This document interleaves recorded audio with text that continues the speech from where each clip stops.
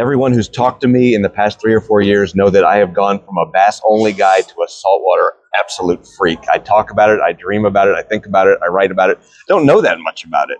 But one of the hard parts for us is going to Panama and Guatemala. We end up using their tackle, which has been great.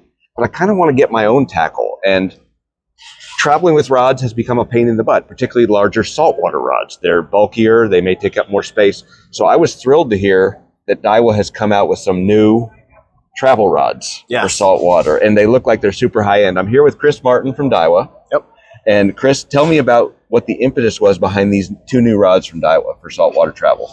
Yeah, so I mean, like you said, traveling with rods it can be a hassle, especially single piece rods. You got to put them into a hard case. You don't know how well they're going to travel or what shape they're going to be in when you finally arrive at bag check. So, it's one of those things where a lot of the time you find a travel rod, they can typically be of lower quality, not the same as what you would expect to find in a single piece rod. Our idea was to change that entirely. Come out with a rod that is absolutely durable, but also lightweight and fun to fish with. So that's the impetus behind the Saltiga travel series. So we have 2 different travel series for the Saltiga. Today we're going to talk about the standard Saltiga travel rods. So these are the heavier of the 2 series. The other one is an inshore model.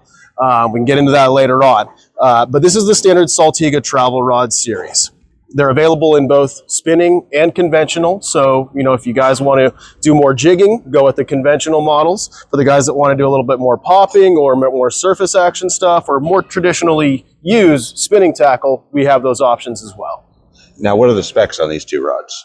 Yeah, so specs on the 2 different rods. So there's 3 rods in the lineup, of which there are both spinning and casting. So the rods are going to be rated for a 30-pound max braid, 50-pound max braid, and then up to an 80-pound max braid. So 80-pound, you're going to be able to target those larger fish, but with a 30-pound rod, you'll also be able to target, some more of those fun or smaller size eating fish or, live bait if you need to go after live bait.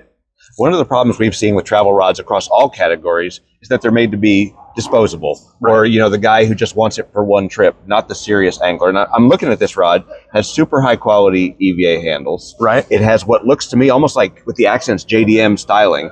You guys really went all out. What are some of the components that make this saltwater tough? Absolutely. So the blank itself is a durable graphite blank. It's composed of our HVF graphite. So HVF graphite stands for high volume fiber.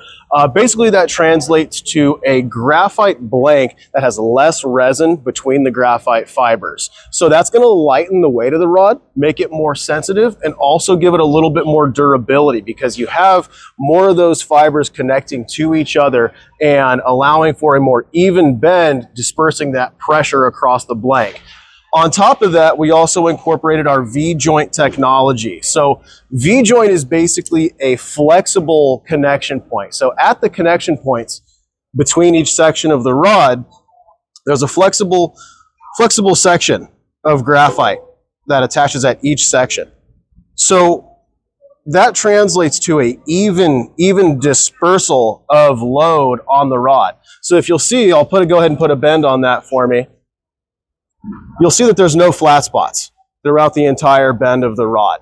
So you've got a rod that is not only going to behave more like a single piece rod, but also have the same dispersal of the load across the blank. So again, more durable, more power transfer, and like I said, it just feels already like a one-piece rod, even though it's a travel outfit. On top of that, like you mentioned, we've got nice EVA handles, very durable, lasts long when it's exposed to sunlight, stays relatively grippy when it's wet, and then of course a Fuji reel seat as well.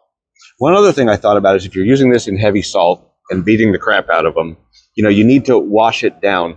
What other steps have you taken to make sure this is saltwater tough, or what can someone do with the joints to make sure that salt doesn't get in there and mess things up? Yeah, so I mean, like you said, the most important thing is to rinse down your rods after every usage. That's absolutely key to maintaining the performance of the rod.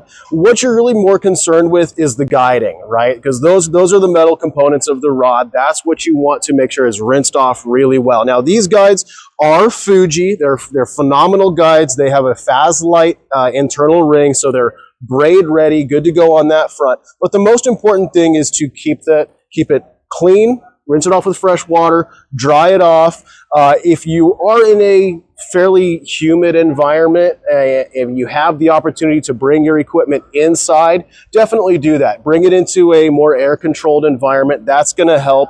It's also going to help with the connection points. You know, like I said, the V-joint is a phenomenal thing. But like with any travel rod, you can sometimes get some stickiness between the joints. The best thing to do if you do have them get stuck to each other, bring it into a colder environment if you can. Or, you know, basically you want to condense the material between the joints there. Once you do that, you'll have no problem just popping them off against each other. Other than that, you don't need to do really much to protect the V-joints. They'll take care of that themselves. Just keep the rod rinsed off with fresh water after you fished in salt water. And if I'm going to Panama or Baja or wherever, and I want to take 3 or 4 of these with me on the plane, how do I best protect them? Is there a case involved in this? Yes, yeah. So when you purchase the rod, they do come in a semi-pliable hard case. So you've got sleeves that each section will fit into, and it's also, you know, fairly durable. I mean, you can feel that, you know. Nice. If you're traveling, you know, and you know, you'll be able to bring this in as a carry-on. It's not oversized. You will be able to tuck this up above. If you're on like a totally packed flight, you should be able to tuck this right up above suitcases that are in the upper compartment there. No problems. But yeah, nice hard case, going to keep the rod protected. When you do put it in there, just, you know, like I said before, make sure it's dry. Again, Daiwa is leading the way on travel gear. That really warms my heart as a person who loves to travel, particularly to see the specialized rods. And obviously they go with the great Daiwa reels, which we'll highlight below. Read below to see where you can get the Daiwa reels and the Daiwa rods. And again, Chris, thank you for your attention to this and for explaining things so well. Of course.